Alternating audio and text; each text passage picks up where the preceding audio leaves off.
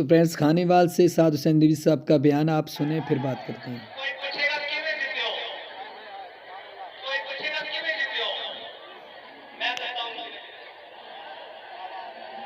मैं कहता ये थोड़ा सवाल है किवें जीते दसदा ये तां गया भाई सारा जोर सिर ते बालों को लेके पैरों से नाखुन तक ला लिया कोई बैग ना होवे फिर लग गई लपट या रसूल अल्लाह